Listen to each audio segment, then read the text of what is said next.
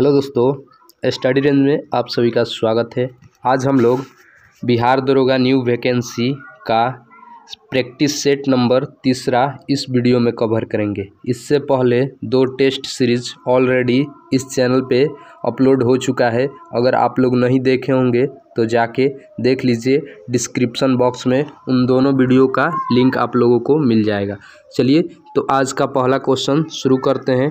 ठीक है, ये आपको बता दें कि ये जो टेस्ट सीरीज चल रहा है टॉपिक वाइज यानी सीक्वेंस तरीके से चल रहा है। ठीक है, देख लीजिए, अभी प्राचीन इतिहास का टेस्ट सीरीज चल रहा है, उसके बाद मध्यकालीन इतिहास का चलेगा, उसके बाद आधुनिक इतिहास, आधुनिक भारत का इतिहास चलेगा। ठीक है, चलिए तो आज का पहला क्वेश्चन देखते हैं। पहला क्वेश्चन क्या कह रहा है? पहला क्वेश्चन है, पुरी में रथ यात्रा किसके सम्मान में निकाली जाती है? तो इसका करेक्ट आंसर हो जाएगा ऑप्शन नंबर सी, भगवान जगन्नाथ के सम्मान में पुरी की रथ यात्रा निकाली जाती है। चलिए अगला क्वेश्चन देखते हैं, क्वेश्चन नंबर 2। क्वेश्चन नंबर 2 कह रहा है, नासिक में कुंभ मेले निम्न में से किस एक नदी के तट पे लगाया जाता है यानी लगता है? तो इसका करेक्ट आंसर हो जाएगा ऑप्शन नंबर डी, गोदावरी नदी के तट पे। ठीक है, अगला क्वेश्चन है, यहाँ पे देख लीजिए, 6ठी सदी ईसा पूर्व की राजनीतिक दशा। ठीक है, अब आ गया यहाँ से, ये जो चैप्टर है वो चेंज हो चुका है। अगला है 3 नंबर क्वेश्चन का पूछ रहा है, उज्जैन का प्राचीन काल में क्या नाम था? तो करेक्ट आंसर हो जाएगा इसका ऑप्शन नंबर सी, अवंतिका। ठीक है, चलिए अगला क्वेश्चन देखते हैं 4 नंबर। पाटलिपुत्र के संस्थापक कौन थे? पाटलिपुत्र के संस्थापक आप सभी लोग जानते होंगे, उदयन था, उदयन। ठीक है, हर्यक वंश का एक शासक उदयन था, वही पाटलिपुत्र का स्थापना किया था। करेक्ट आंसर हो जाएगा ऑप्शन नंबर ए। चलिए अगला क्वेश्चन देखते हैं, क्वेश्चन नंबर 5। ठीक है, कह रहा है कि पाटलिपुत्र को किस शासक ने सर्वप्रथम अपनी राजधानी बनाया? तो इसका करेक्ट आंसर हो जाएगा option number A, Chandragupta Maurya. अगला क्वेश्चन है क्वेश्चन नंबर 6। कह रहा है कि निम्नलिखित में से किस राजा ने पाटलिपुत्र बसाया था? पाटलिपुत्र को किसने बसाया? तो करेक्ट आंसर हो जाएगा option number D, Udayan. Option number D, Udayan. अगला क्वेश्चन है क्वेश्चन नंबर 7। कह रहा है कि उदयन वासवदत्ता की दंत कथा संबंधित है, ये किससे संबंधित है? तो करेक्ट आंसर हो जाएगा ऑप्शन नंबर ए, उज्जैन से। ठीक है, उज्जैन से। अगला क्वेश्चन है क्वेश्चन नंबर 8। कह रहा है, प्रथम मगध साम्राज्य का उत्कर्ष किस शताब्दी में हुआ? तो इसका करेक्ट आंसर हो जाएगा ऑप्शन नंबर बी, 6ठी ईसा पूर्व यानी 6ठी शताब्दी ईसा पूर्व। ठीक है, अगला क्वेश्चन है क्वेश्चन नंबर 9। कह रहा है कि प्रारंभिक गणतंत्र में कौन सा नहीं था? तो इसका करेक्ट आंसर हो जाएगा, ये जो हो जाएगा 9 का सी नंबर, योग्य, ये प्रारंभिक गणतंत्र में नहीं था। ठीक है, लिच्छवी और शाक्य ये थे। ठीक है, अगला क्वेश्चन है क्वेश्चन नंबर 10। क्वेश्चन नंबर 10 है, विश्व का पहला गणतंत्र वैशाली किसके द्वारा स्थापित किया गया? तो करेक्ट आंसर हो जाएगा ऑप्शन नंबर डी, लिच्छवियों के द्वारा। ठीक है, चलिए अगला क्वेश्चन देख लेते हैं, क्वेश्चन नंबर 11। ईसा पूर्व 6ठी शताब्दी में विश्व की प्रथम गणतंत्रात्मक व्यवस्था कहाँ थी? तो आप सभी लोगों को पता होगा कि ऑप्शन नंबर ए हो जाएगा इसका करेक्ट आंसर, वैशाली में। ठीक है, ऑप्शन नंबर ए, वैशाली। चलिए अगला क्वेश्चन देख लेते हैं, क्वेश्चन नंबर 12। ठीक है, यहाँ पे देख लीजिए क्वेश्चन नंबर 12।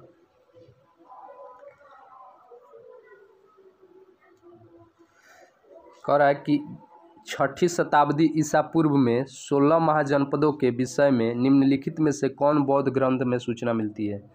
तो करेक्ट आंसर हो जाएगा ऑप्शन नंबर डी, अंगुत्तर निकाय। अगला क्वेश्चन देखते हैं, क्वेश्चन नंबर 13 है, महाभारत के अनुसार उत्तरी पंचाल की राजधानी स्थित थी। तो महाभारत के अनुसार उत्तरी पंचाल की राजधानी कहाँ थी? तो करेक्ट आंसर हो जाएगा ऑप्शन नंबर सी, अहिच्छत्र। ठीक है, अगला क्वेश्चन है क्वेश्चन नंबर 14। क्वेश्चन नंबर 14 का 6ठी शताब्दी ईस्वी में सुक्तमती राजधानी थी। सुक्तमती किसकी राजधानी थी ये बताना है, 6ठी शताब्दी ईसा पूर्व में। तो इसका करेक्ट आंसर हो जाएगा option number C, option number C चेदी। अगला क्वेश्चन है question number 15। Question number 15, Godavari नदी के तट पर स्थित महाजनपद था। तो गोदावरी नदी के जो तट पे स्थित था वो करेक्ट आंसर हो जाएगा सी number, Ashok, Ashok.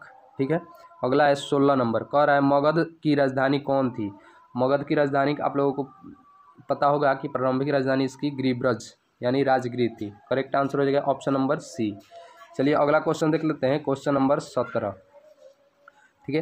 Question number 17 कह रहा है कि निम्नलिखित में से कौन एक मगध साम्राज्य की राजधानी नहीं रहा है। ठीक है, तो आप लोगों को बताना है। तो करेक्ट आंसर हो जाएगा ऑप्शन नंबर डी, कौशाम्बी। ठीक है, कौशाम्बी जो था वो मगध साम्राज्य की राजधानी कभी नहीं रहा है। अगला है 18 नंबर, कह रहा है कि प्राचीन श्रावस्ती का नगर विन्यास किस आकृति का है। तो इसका करेक्ट आंसर हो जाएगा ऑप्शन नंबर बी, अर्धचंद्राकार। ठीक है। अगला क्वेश्चन है 19 नंबर।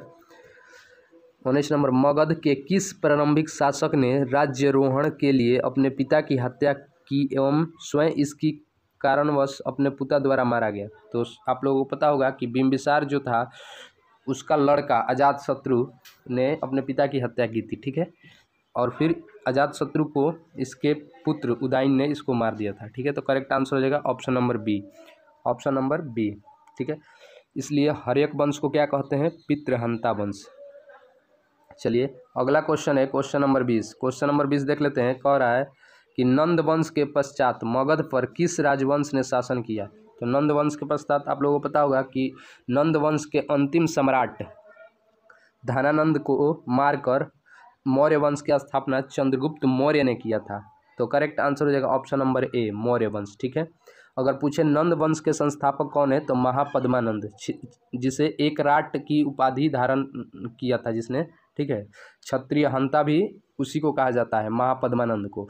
और नंद वंश का अंतिम संस्थापक कौन था, धनानंद, बहुत ही क्रूर शासक था। ठीक है, चलिए अगला क्वेश्चन देख लेते हैं। क्वेश्चन नंबर 21, गौतम बुद्ध के समय का प्रसिद्ध वैद्य जीवक किसके दरबार से संबंधित था। तो आप लोगों को पता होगा कि ये करेक्ट आंसर हो जाएगा ए नंबर, बिंबिसार के। बिंबिसार के ये दरबार में रहते थे जीवक, बौद्ध जीवक को ही गौतम बुद्ध के उपचार के लिए भेजा था। ठीक है, बिंबिसार ने। ठीक है, अगला क्वेश्चन देख लीजिए। क्वेश्चन यहाँ से फिर चैप्टर चेंज हो गया, यूनानी आक्रमण से आ गया। तो देख लेते हैं 22 नंबर क्या कह रहा है, सिकंदर के हमले के समय उत्तर भारत पर निम्नलिखित राजवंशों में से किस एक का शासन था। तो इसका करेक्ट आंसर हो जाएगा ऑप्शन नंबर ए, नंद वंश। नंद वंश का शासन था और राजा कौन था, धनानंद। उसी के समय सिकंदर ने भारत पे हमला किया था। ठीक है, तो करेक्ट आंसर हो जाएगा ऑप्शन नंबर ए।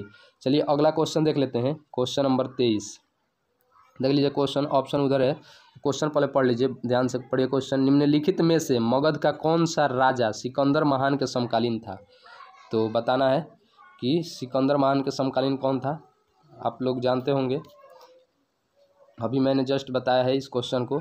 तो इसका करेक्ट आंसर क्या हो जाएगा, Dhanananda, option number B, Dhanananda. ठीक है, चलिए अगला क्वेश्चन देखते हैं। मौर्य साम्राज्य से है क्वेश्चन नंबर 24। कह रहा है कि प्रथम भारतीय साम्राज्य स्थापित किया गया था। तो किसके द्वारा स्थापित किया गया था। तो 24 का करेक्ट आंसर हो जाएगा option number C, Chandragupta Maurya के द्वारा। ठीक है, अगला क्वेश्चन है क्वेश्चन नंबर 25। क्वेश्चन नंबर 25, जिसके ग्रंथ में चंद्रगुप्त मौर्य का विशिष्ट रूप से वर्णन हुआ है वह है। तो आप सभी को पता होगा कि विशाख दत्त के पुस्तक मुद्रा राक्षस में चंद्रगुप्त मौर्य के बारे में वर्णन किया गया है। तो करेक्ट आंसर हो जाएगा विशाख दत्त। ठीक है, अगला क्वेश्चन देख लीजिए। अगला क्वेश्चन है 26, सेंड्रोकोटस से चंद्रगुप्त मौर्य की पहचान किसने की थी। यानी चंद्रगुप्त मौर्य को सेंड्रोकोटस किसने कहा था। तो इसका करेक्ट आंसर हो जाएगा, आप सभी लोग को पता होगा कि विलियम जोन्स ने ये कहा था चंद्रगुप्त मौर्य को सेंड्रोकोटस। ठीक है, तो ऑप्शन नंबर ए हो जाएगा करेक्ट आंसर। अगला क्वेश्चन नंबर 27 कह रहा है कि निम्नलिखित में से किसको सेंड्रोकोटस और सिकंदर महान की भेंट का उल्लेख किया है? तो किसने किया था? तो करेक्ट आंसर हो जाएगा option number B, option number B Justin. ठीक है। अगला क्वेश्चन है नंबर 28, क्वेश्चन नंबर 28 कह रहा है कि कौटिल्य प्रधानमंत्री थे, तो किसके प्रधानमंत्री थे? तो option number C Chandragupta Maurya के। ठीक है, चंद्रगुप्त मौर्य के। अगला क्वेश्चन है 29 नंबर, चाणक्य अपने बचपन में किस नाम से जाने जाते थे? तो चाणक्य का नाम क्या था? तो आप लोगों को पता होगा विष्णुगुप्त के नाम से भी इन्हें जाना जाता है। तो करेक्ट आंसर हो जाएगा ऑप्शन नंबर सी विष्णुगुप्त। अगला है क्वेश्चन नंबर 30, कौटिल्य का अर्थशास्त्र है एक, तो इसका करेक्ट आंसर हो जाएगा 30 नंबर का ऑप्शन नंबर डी शासन के सिद्धांतों की पुस्तक। ठीक है, पाटलिपुत्र के शासन के बारे में बताया गया है। अगला है 31 नंबर, कौटिल्य के अर्थशास्त्र में किस पहलू पर प्रकाश डाला गया है? तो आपको पता होगा ये राजनीतिज्ञ बहुत ही माहिर राजनीतिज्ञ थे। तो करेक्ट आंसर हो जाएगा ऑप्शन नंबर बी, 31 का बी हो जाएगा।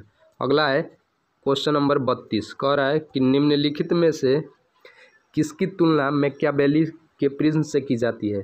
तो करेक्ट आंसर हो जाएगा कौटिल्य का अर्थशास्त्र। कौटिल्य के अर्थशास्त्र को मैकियावेली के प्रिंस से की जाती है। ठीक है, ऑप्शन नंबर बी हो जाएगा 32 का। अगला देखते हैं 33 नंबर। चलिए, कह रहा है कि पाटलिपुत्र में स्थित चंद्रगुप्त का महल मुख्यतः बना था। तो करेक्ट आंसर हो जाएगा ऑप्शन नंबर सी लकड़ी का। ये कई बार क्वेश्चन एग्जाम में पूछा जा चुका है। ठीक है। अगला क्वेश्चन है क्वेश्चन नंबर 34, किस प्राचीन नगर के अवशेष कुप्रहार स्थल से प्राप्त हुआ है? तो करेक्ट आंसर हो जाएगा 34 का बी नंबर पाटलिपुत्रा। ठीक है, आप लोगों को बता दूं कि अगर आप इसका PDF चाहते हैं तो हमारे टेलीग्राम ग्रुप से जुड़ जाइए, आपको लिंक डिस्क्रिप्शन बॉक्स में मिल जाएगा।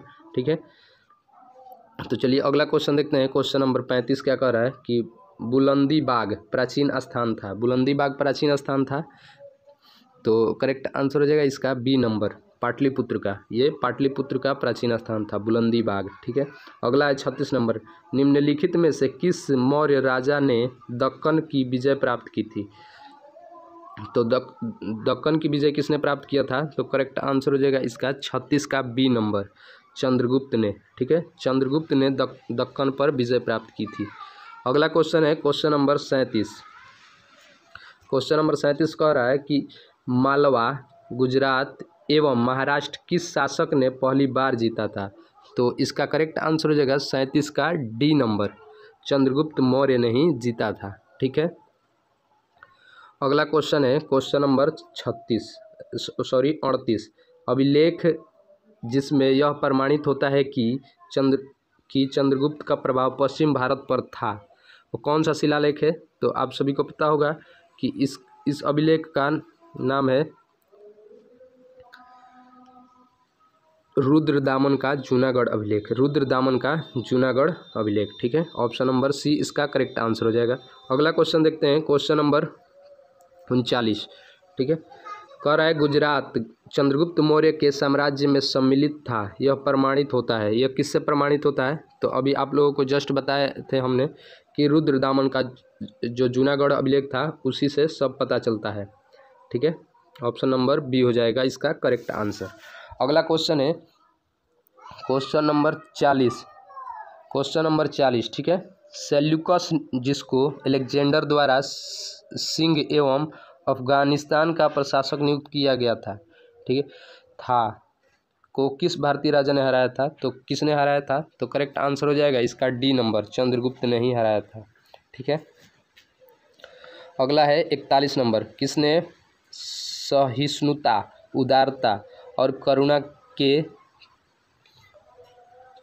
त्रिविध आधार पर राजधर्म की स्थापना की?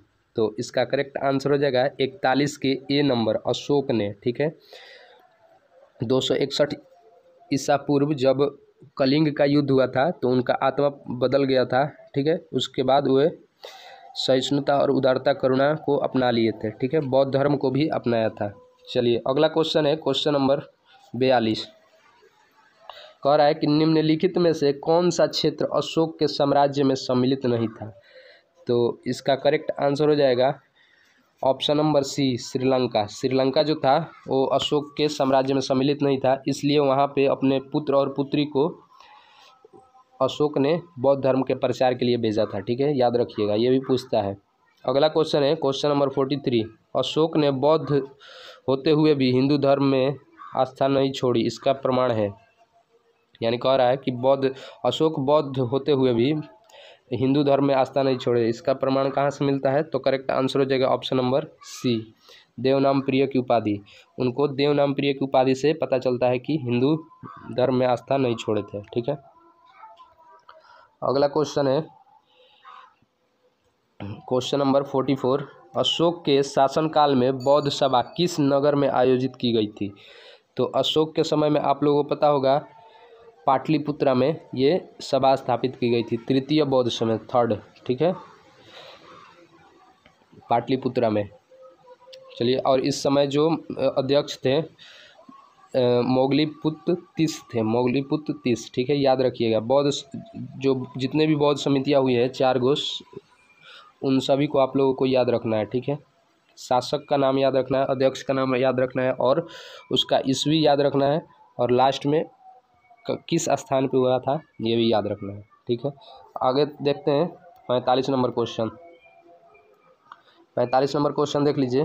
कह रहा है कि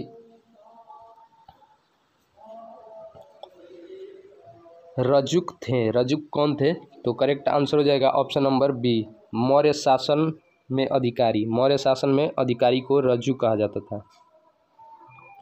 अगला क्वेश्चन है क्वेश्चन नंबर 46। सर्धवाह किसे कहते थे। सर्धवाह किसे कहते थे। करेक्ट आंसर हो जाएगा ऑप्शन नंबर बी, व्यापारियों के काफिले को, ठीक है। अगला क्वेश्चन है क्वेश्चन नंबर 47। सारनाथ स्तंभ का निर्माण किसने किया था। तो आप सभी को पता होगा कि इसका निर्माण अशोक ने किया था। करेक्ट आंसर हो जाएगा ऑप्शन नंबर बी, अशोक, ठीक है। अगला क्वेश्चन है 48 नंबर। निम्नलिखित में से किसे सर्वश्रेष्ठ स्तूप माना जाता है। तो करेक्ट आंसर हो जाएगा ऑप्शन नंबर सी, सांची का स्तूप, ठीक है। अगला क्वेश्चन है 49। सांची का स्तूप किस शासक ने बनवाया था।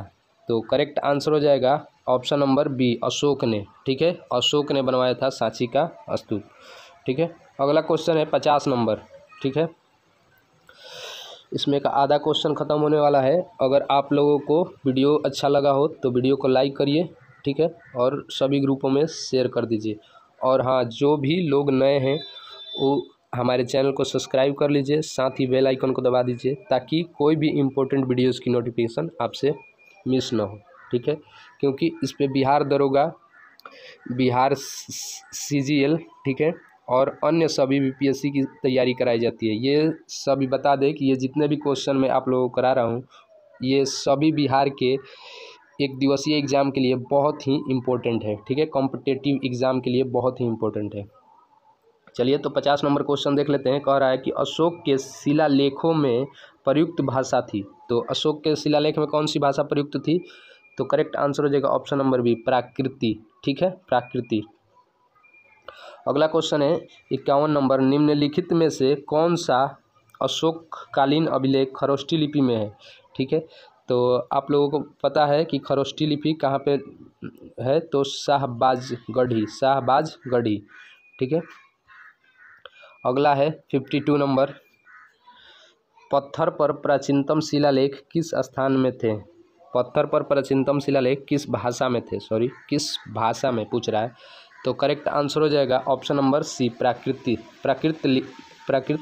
भाषा में ही थे। अगला है 53 नंबर। ब्राह्मी लिपि का प्रथम उद्वाचन किस पर उत्कीर्ण अक्षरों से किया गया। तो करेक्ट आंसर हो जाएगा ऑप्शन नंबर ए, पत्थरों की पट्टियों पर, ठीक है। अगला क्वेश्चन है 54 नंबर क्वेश्चन कह रहा है कि अशोक के शिलालेखों को सर्वप्रथम किसने पढ़ा था। तो करेक्ट आंसर है option number C, James Prinsep. बहुत हाईलाइटेड क्वेश्चन है, इसको आप लोग याद कर लीजिएगा। ठीक है, अगला है 55 नंबर, ब्राह्मी लिपि को सर्वप्रथम किसने पढ़ा।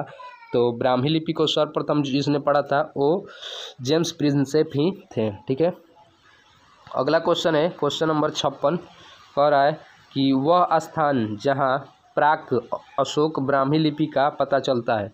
तो करेक्ट आंसर हो जाएगा ऑप्शन नंबर बी, अनुराधापुर। ठीक है, अनुराधापुर।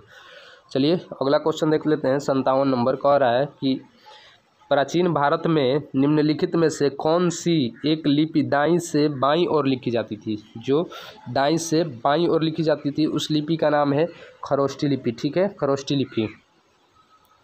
चलिए अगला क्वेश्चन देख लेते हैं 58 नंबर,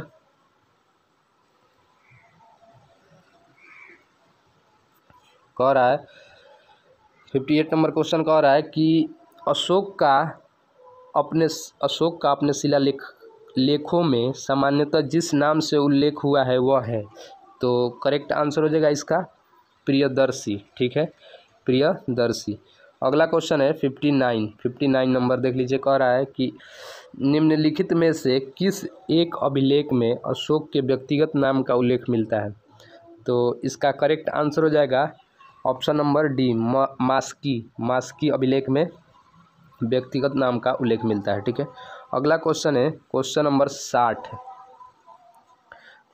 60। ठीक है, देखिए कह रहा है निम्नलिखित अभिलेखों में से किस अभिलेख में अशोक नाम उल्लेखित है। तो अभी आप लोगों को जस्ट ये क्वेश्चन मैंने बताया था। व्यक्तिगत मतलब क्या होता है कि जो जिस नाम से वो फेमस थे, अशोक नाम से फेमस थे, तो इसका भी हो जाएगा मास्की का लघु शिलालेख। ठीक है, अशोक कहे या व्यक्तिगत नाम कहे तो करेक्ट आंसर वही होगा, मास्की का लघु शिलालेख। अगला क्वेश्चन हो जाएगा क्वेश्चन नंबर 61। ठीक है, कह रहा है अशोक का रुमेनदेई स्तंभ संबंधित है। तो रुमेनदेई स्तंभ क्यों संबंधित है। तो इसका करेक्ट आंसर हो जाएगा बुद्ध के जन्म से। बुद्ध का जन्म का उल्लेख इसी अभिलेख में मिलता है, रुमेनदेई अभिलेख में। ठीक है, चलिए अगला क्वेश्चन देख लेते हैं 62 नंबर, कह रहा है कि गुर्जरा लघु शिलालेख जिसमें अशोक का नामोल्लेख किया गया है कहाँ पे स्थित है। तो करेक्ट आंसर हो जाएगा option number B, Madhya Pradesh के दतिया जिले में। ठीक है, मध्य प्रदेश के दतिया जिले में। अगला है 63 नंबर, कह रहा है कि केवल वह स्तंभ जिसमें अशोक ने स्वयं को मगध का सम्राट बताया है। तो अशोक ने किस में अपने आप को मगध का सम्राट बताया है। तो भाब्रू स्तंभ में, भाब्रू अभिलेख या भाब्रू स्तंभ अभिलेख में। ठीक है, याद रखिएगा, ये भी बहुत बार क्वेश्चन पूछा जा चुका है। अगला है 64 नंबर कह रहा है कि कालसी प्रसिद्ध है। कालसी किस लिए प्रसिद्ध है। तो करेक्ट आंसर हो जाएगा ऑप्शन नंबर सी, अशोक के शिलालेख के कारण। कालसी प्रसिद्ध है अशोक के शिलालेख के कारण। ठीक है, अगला है 65 नंबर, उत्तराखंड में सम्राट अशोक के शिलालेख की एक प्रति कहाँ मिलती है। तो इसका करेक्ट आंसर हो जाएगा ऑप्शन नंबर डी, कालसी। ठीक है, कालसी यही इसके ऊपर वाला जो था वही है। ठीक है, तो अगला क्वेश्चन देखते हैं 66 नंबर, कह रहा है कि कलिंग युद्ध की विजय तथा क्षतियों का वर्णन अशोक के किस शिलालेख में किया गया है। यानी कलिंग युद्ध का वर्णन के बारे में पूछ रहा है। तो आप सभी को पता होगा कि ये जो इसका उल्लेख हुआ था अंतिम अभिलेख यानी 13वें अभिलेख में इसका वर्णन किया गया है। ठीक है, शिलालेख 13वें अभिलेख में। ठीक है, अगला क्वेश्चन है क्वेश्चन नंबर 67 देख लीजिए, कह रहा है निम्नलिखित में से किस दक्षिणी राज्य का उल्लेख अशोक के अभिलेख में नहीं है। तो जो अशोक के अभिलेख में नहीं है वो है सातवाहन वंश। ठीक है, बाकी चोल वंश, पांड्य वंश और सत्यापुत वंश का उल्लेख है। ठीक है, तो करेक्ट आंसर हो जाएगा ऑप्शन नंबर डी। अगला है टालमी फिलाडेल्फस जिसके साथ अशोक के राजनय संबंध थे, कहाँ का शासक था, ये पूछ रहा है। तो करेक्ट आंसर हो जाएगा ऑप्शन नंबर बी, मिस्र का शासक ये था। ठीक है, 69 नंबर क्वेश्चन, अशोक का समकालीन तुरमय कहाँ का राजा था? अशोक का जो समकालीन तुरमय राजा था वो कहाँ का शासक था? तो करेक्ट आंसर हो जाएगा ए नंबर, ये भी मिस्र का ही शासक था। ठीक है, अगला क्वेश्चन है 70 नंबर, निम्नलिखित में से किस राजवंश के शासकों ने सुदूर देशों जैसे सीरिया और मिस्र के साथ राजकीय संबंध थे? तो इसका करेक्ट आंसर हो जाएगा ए सी नंबर। ठीक है, मौर्य का जो संबंध था, क्योंकि अशोक किससे संबंधित है? मौर्य वंश से, और उन्हीं का संबंध ज़्यादा दूर दूर तक है, मिस्र सीरिया ये सभी तक। ठीक है, अगला देख लेते हैं 71 नंबर। 71 नंबर क्वेश्चन कह रहा है कि प्रसिद्ध यूनानी राजदूत मेगास्थनीज भारत में किसके दरबार में आए थे? तो चंद्रगुप्त मौर्य, करेक्ट आंसर हो जाएगा चंद्रगुप्त मौर्य। ठीक है, सेल्यूकस निकेटर का ये राजदूत था मेगास्थनीज। ठीक है, अगला है 72 नंबर, मेगास्थनीज ने भारतीय समाज को कितनी श्रेणियों में विभाजित किया था? तो मेगास्थनीज ने भारतीय समाज को कितने श्रेणी में बांटा था? तो 7 श्रेणियों में बांटा था। करेक्ट आंसर हो जाएगा 7। ठीक है, अगला क्वेश्चन है क्वेश्चन नंबर 73। क्वेश्चन नंबर 73 देख लेते हैं। कह रहा है कि मौर्य साम्राज्य का विभाजन 7 वर्गों में विशेष तौर पर उल्लेखित है। यहाँ पे देख लीजिए 7 वर्गों में। आप लोग याद रखिएगा कि मेगास्थनीज जो था वो भारतीय साम्राज्य को 7 वर्गों में बांटा था। ये बहुत इंपॉर्टेंट क्वेश्चन है। ठीक है, तो ये कह रहा है 7 वर्गों में तौर पर उल्लेखित किया है। तो मेगास्थनीज की इंडिका आप लोग देख सकते हैं, यहाँ पे मेगास्थनीज किया था, तो इसलिए इसकी पुस्तक का नाम है इंडिका। ठीक है, मेगास्थनीज की पुस्तक की नाम है इंडिका। तो करेक्ट आंसर हो जाएगा ऑप्शन नंबर डी। ठीक है, अगला क्वेश्चन देखते हैं 74 नंबर। ठीक है, वह स्रोत जिससे पाटलिपुत्र के प्रशासन का वर्णन उपलब्ध है, ठीक है कौन सा है? तो इंडिका हो जाएगा। ठीक है, करेक्ट आंसर हो जाएगा इंडिका, ऑप्शन नंबर सी। अगला क्वेश्चन है क्वेश्चन नंबर 75।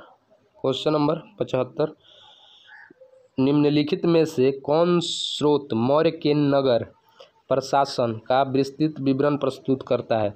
तो करेक्ट आंसर हो जाएगा मेगास्थनीज की इंडिका, मेगास्थनीज की इंडिका। और कौटिल्य का जो अर्थशास्त्र था वो राजनीति पे था। ठीक है, राजनीति पे आधारित था, ये याद रखिएगा। और जो वहाँ का शासन व्यवस्था का वर्णन है वो किस में था? मेगास्थनीज के पुस्तक इंडिका में। ठीक है, अगला क्वेश्चन है क्वेश्चन नंबर 76। ठीक है, मेगास्थनीज की पुस्तक का नाम क्या है? तो अभी आप लोगों ने पढ़ा था इंडिका। करेक्ट आंसर हो जाएगा ऑप्शन नंबर डी, इंडिका। ठीक है, अगला है 77 नंबर, भाग व बलि थे, क्या थे भाग और बलि? आपको बताना है। तो करेक्ट आंसर हो जाएगा राजस्व के स्रोत, राजस्व के स्रोत थे भाग और बलि, राजस्व के स्रोत, याद रखना है। अगला क्वेश्चन है 78 नंबर। अगला क्वेश्चन है 78 नंबर, कह रहा है कि मौर्य काल में भूमि कर जो कि राज्य की आय का मुख्य स्रोत था किस अधिकारी द्वारा एकत्रित किया जाता था? ठीक है, तो बता दे, इसका करेक्ट आंसर हो जाएगा सी नंबर, सीता अध्यक्ष। आपको इसको कैसे याद रखना है? जो सीता जी, प्राचीन जो समय में आप लोग कथा सुने होंगे कि सीता जी का जन्म कैसे हुआ था, हल जोतते समय धरती से निकली थी, यानी खेत से इनका संबंध हो जाएगा। तो सीता अध्यक्ष याद रखना है।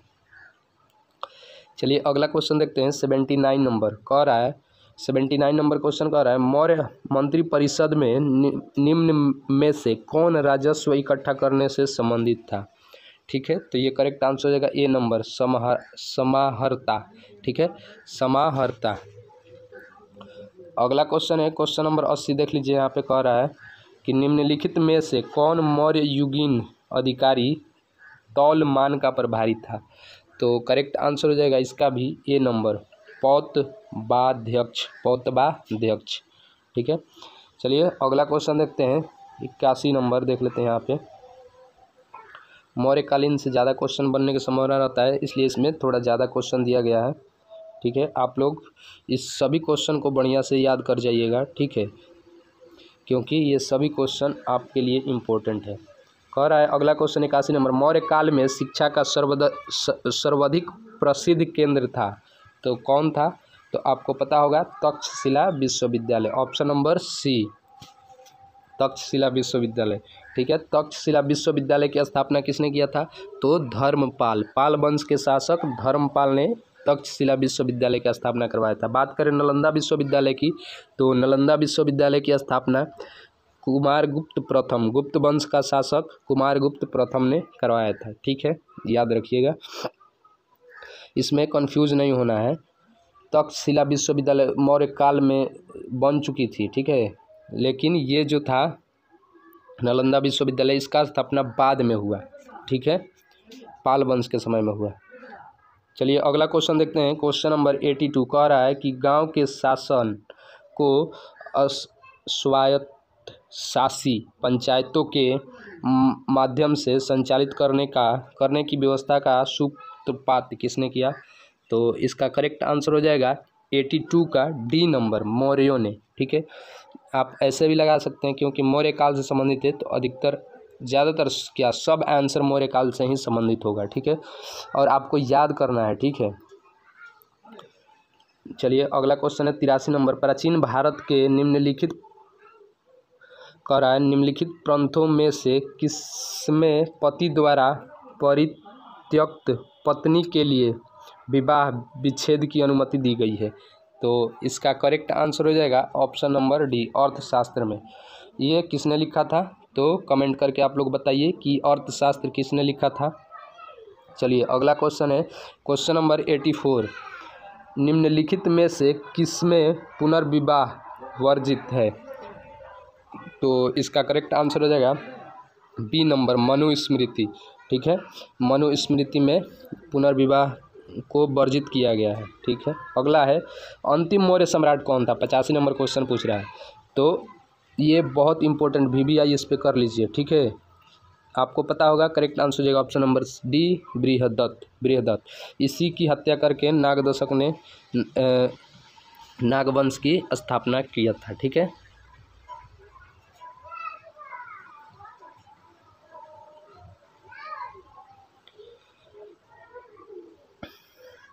चलिए अगला क्वेश्चन देखते हैं। यहाँ पे कह रहा है 86 नंबर कह रहा है कि निम्नलिखित में से कौन सा एक अन्य तीनों के समसामयिकी नहीं था? तो समसामयिकी जो नहीं था वो कौन हो जाएगा? तो इसका करेक्ट आंसर हो जाएगा 86 का सी नंबर, मिलिंद पन्हो का नाम सुना होगा आपने, तो वही है मिलिंद, ठीक है। 87 नंबर क्वेश्चन कर रहा है जल की आवश्यकता को ध्यान में रखते हुए जिस प्रथम शासक ने गिरनार क्षेत्र में एक झील का निर्माण करवाया वह कौन था? तो करेक्ट आंसर हो जाएगा ए नंबर, चंद्रगुप्त मौर्य। 87 का ए नंबर होगा, ठीक है। बाद में रुद्रदामन ने इसका जीर्णोद्धार करवाया था, यानी पुनः निर्माण करवाया था। याद रखिएगा, फंसाने के लिए ये क्वेश्चन दिया है, आप लोग रुद्रदामन लगा सकते हैं, लेकिन रुद्रदामन इसमें नहीं होगा, देख लीजिए यहाँ पे दिया है सी में, ठीक है। चलिए अब देखिए 88 नंबर क्वेश्चन कर रहा है निम्नलिखित में से किस अभिलेख में चंद्रगुप्त और अशोक दोनों का उल्लेख किया गया है? ठीक है, तो ये बताइए आप लोग कौन सा आंसर होगा? तो करेक्ट आंसर हो जाएगा बी नंबर, महाक्षत्रप रुद्रदामन का जूनागढ़ अभिलेख। आपको याद रखना है मात्र एक ही अभिलेख है, वो जूनागढ़ अभिलेख, ठीक है। चलिए अगला क्वेश्चन है, कह रहा है कि मौर्योत्तर काल से आ गया यहाँ पे, अब मौर्य काल खत्म हो गया, मौर्योत्तर काल। उत्तरी तथा उत्तरी पश्चिमी भारत में सर्वाधिक संख्या में तांबे के सिक्कों को जारी किसने किया था? तो आप बताइए ये किसने जारी किया था? तो कुषाणों ने, करेक्ट आंसर हो जाएगा कुषाणों ने, ठीक है। अगला क्वेश्चन है 90 नंबर, कह रहा है कि प्राचीन भारत में निम्नलिखित में से किस एक ने नियमित रूप से सोने के सिक्के चलवाए? तो आपको पता होगा नियमित रूप से जो सोने के सिक्के चलवाए थे ये भी कुषाण वंश ही थे, ठीक है। अगला देखिए, अगला है 91 नंबर क्वेश्चन, कह रहा है कि बुद्ध का किसके सिक्कों पर अंकन प्राप्त हुआ है? तो आपको पता है कि ये बुद्ध का सिक्का जो था वो कनिष्क ही था, कुषाण वंश का शासक कनिष्क ने बुद्ध भगवान का सिक्का बुद्ध भगवान को अंकित किया था अपने सिक्के पर, ठीक है। अगला है 92 नंबर कह रहा है कि निम्नलिखित में से किस शासन शासन को सर्वप्रथम सोने के सिक्के जारी करने का श्रेय जाता है, तो ये कुजल कटफिशिस हो जाएगा, कुजल कट, ठीक है। 92 का,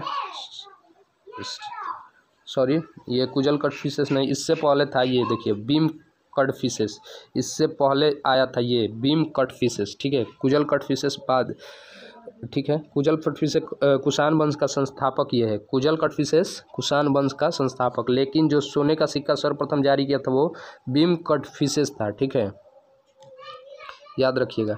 चलिए अगला देख लेते हैं यहाँ पे 93 नंबर क्वेश्चन। वीडियो अच्छा लग रहा हो तो वीडियो को लाइक करके सभी ग्रुपों में शेयर कर दीजिए, ठीक है। चलिए 93 नंबर, अवधेय सिक्कों पर किस देवता का अंकन मिलता है? तो करेक्ट आंसर हो जाएगा ऑप्शन नंबर डी, कार्तिकेय, ठीक है, कार्तिकेय का अंकन मिलता है। अगला है 94 नंबर, कह रहा है कि कुषाण शासक कनिष्क का राज्याभिषेक किस सन में हुआ था? तो इनका शासन हुआ था 78 ईसा पूर्व, यानी 78 AD में, ठीक है, याद रखिएगा। चलिए अगला, ये देखिए शक सावंत उसी ने चलाया था, कनिष्क ने ही चलाए थे शक सावंत, ठीक है। पूछ रहा है शक सावंत कब प्रारंभ की गई?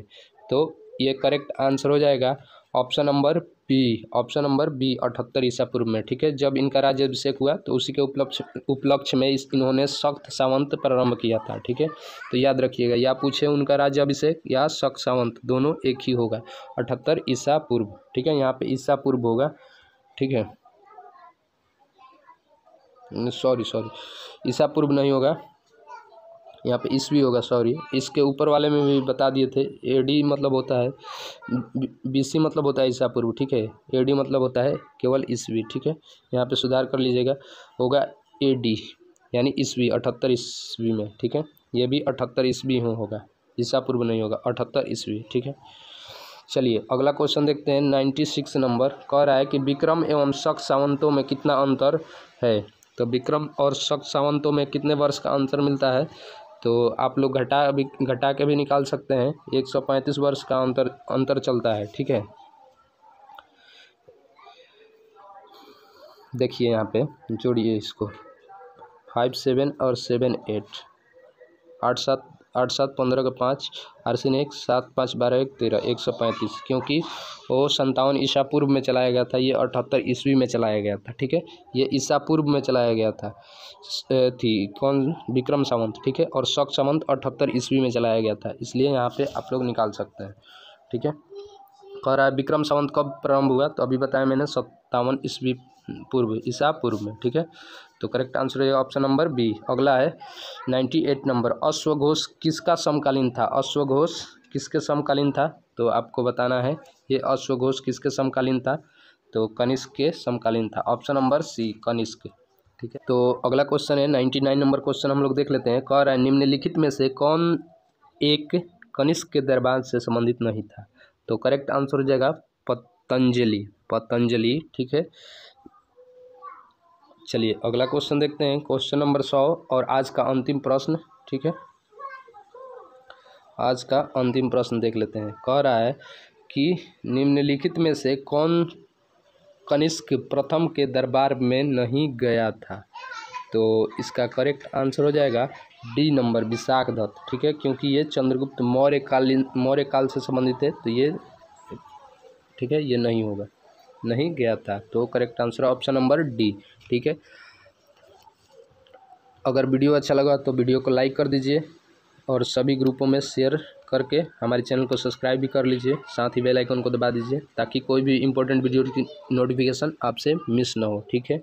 और बता दें कि इससे पहले 2 सेट प्रैक्टिस सेट ऑलरेडी इस चैनल पे चढ़ा दिया गया है, आप लोग जाके देख लीजिए, लिंक डिस्क्रिप्शन बॉक्स में मिल जाएगा, ठीक है। आज के लिए बस इतना ही, मिलते हैं अगले प्रैक्टिस सेट के साथ, प्रैक्टिस सेट नंबर 4 के साथ, ठीक है। जय हिंद, जय भारत।